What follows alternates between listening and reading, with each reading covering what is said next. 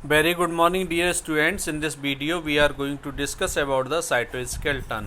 बच्चों cytoskeleton क्या होता है? Those structures which provide shape to the cell, they are known as cytoskeleton. One more definition: the network of interconnected proteinaceous filament and tubules which extend from the nucleus to the plasma membrane in eukaryotic cell, they are known as cytoskeleton. तो बच्चों ऐसे structures जो nucleus से emerges out होते हैं और वो कहाँ तक पहुँचते हैं, प्लाज्मा मेम्ब्रेन के लिए, वही क्या कहलाएंगे, साइटोस्केलेटन। और ये साइटोस्केलेटन सेल को शेप प्रोवाइड करेगा।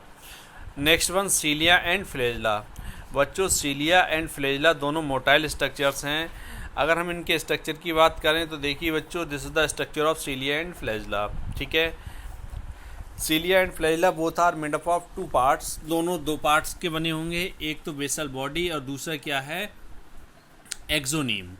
तो बच्चों जो सेल की सरफेस के ऊपर का पार्ट होगा वो एक्सोनीम होगा, और जहाँ से सीलियम या फ्लैजेलम इमर्जेज आउट हो रहा होगा उसको हम क्या बोलेंगे, बेसल बॉडी या फिर बेसल ग्रेन्यूल। तो देखिए बच्चों, नीचे डाउन साइड में लेफ्ट साइड में बेसल बॉडी का स्ट्रक्चर है। ठीक है, और इससे जो 9 ट्यूब्यूल्स निकले हुए हैं ये पैरेलल हैं एक दूसरे के। ठीक है, और ये किस में प्रेजेंट हैं, एक्सोनीम में है। Axoneme is covered with plasma membrane.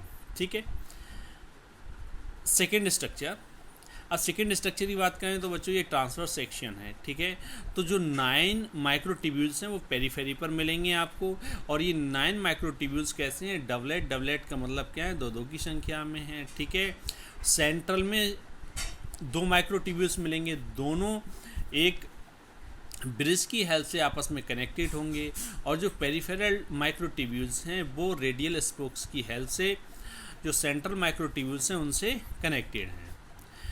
बच्चों जो पेरिफेरल माइक्रोट्यूब्यूल्स हैं उसमें फर्स्ट वन क्या कहलाएगा, ए, सेकंड वन क्या कहलाएगा, बी। और ए जो होगा उस पर 2 आर्म्स होंगी, और वो जो दोनों आर्म्स हैं वो किसकी बनी होंगी, डायनिन प्रोटीन की। ठीक है, इसके बाद में अगर हम बात करें तो ये जो 9 माइक्रोट्यूब्यूल्स हैं ये कहाँ पर पैरेलल होंगे, ये पैरेलल होंगे बेटा from basal body up to the cilium और फ्लैजेलम। ठीक है, उसके बाद में यहाँ पर देखिए पॉइंट नंबर फर्स्ट, यहाँ पर मैंने बच्चों आपको डिफरेंस के फॉर्म में शो किया है कि डिफरेंस क्या क्या है सीलिया और फ्लैजेला में। Point number first, they are shorter hair like structure, flagella they are long whip like structure.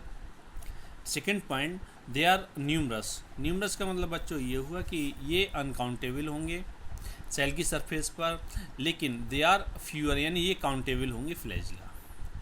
Point number third, they cover entire cell, यानी जो सीलिया हैं वो सेल की पूरी पेरीफेरी पर प्रेजेंट होंगे।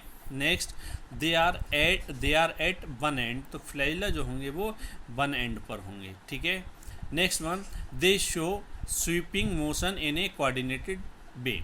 बच्चों जो सीलिया हैं वो स्वीपिंग मोशन शो करेंगे कोऑर्डिनेटेड वे में, लेकिन जो फ्लैजेला हैं वो अंडुलेटरी मोशन शो करेंगे। कहने का मतलब क्या है, सीलिया का मूवमेंट एक साथ होगा, लेकिन फ्लैजेला जो हैं उनका कैसा होगा, अंडुलेटरी मूवमेंट होगा। अब ये यहाँ पर बच्चों ये 4 पॉइंट्स दे रखे हैं, ये सिमिलरिटीज़ के हैं related to the cilia and flagella. तो both cilia and flagella covered with plasma membrane. दोनों किससे कवर्ड होंगे बच्चों, प्लाज्मा मेम्ब्रेन से।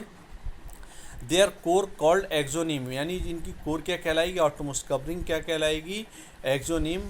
Contains a number of microtubules है, microtubules running parallel to long axis. तो बच्चों जो एक्सोनीम होंगे उसमें 9 माइक्रोट्यूब्यूल्स होंगे, और ये जो एक्सिस है उसके पैरेलल होंगे।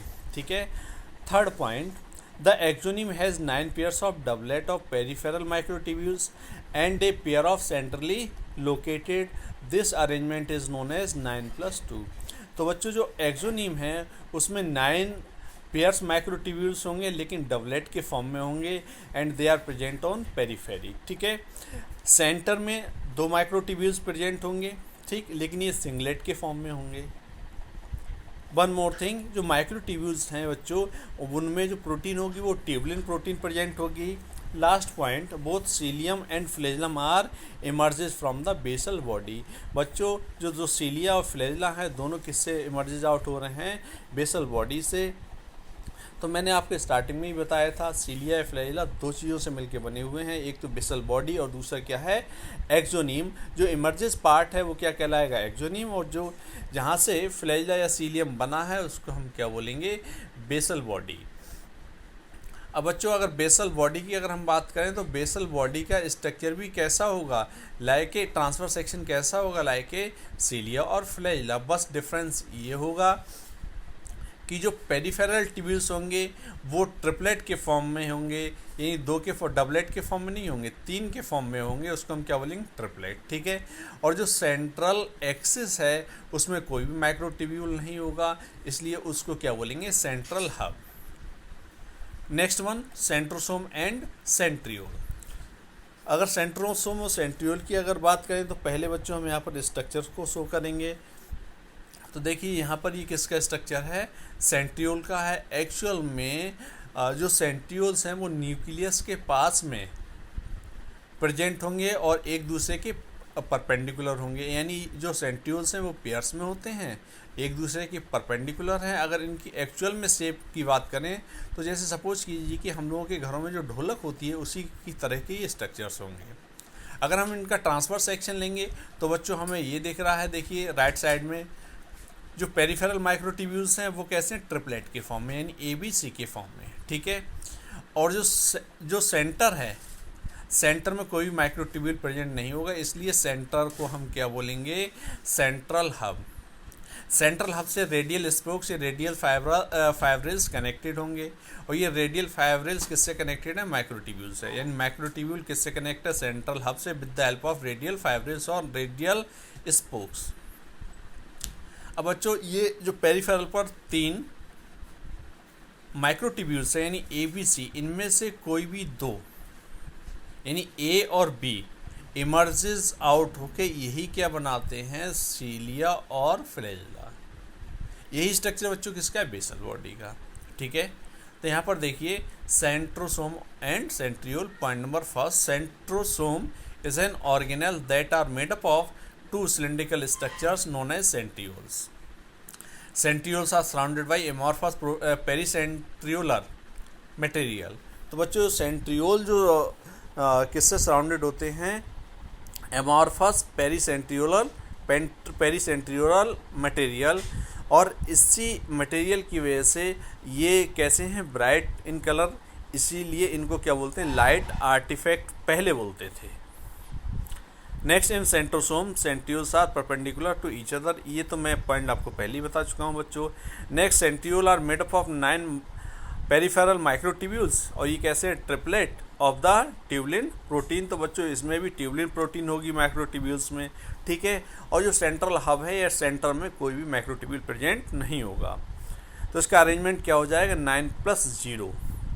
Next, the centre part of centriole is known as hub.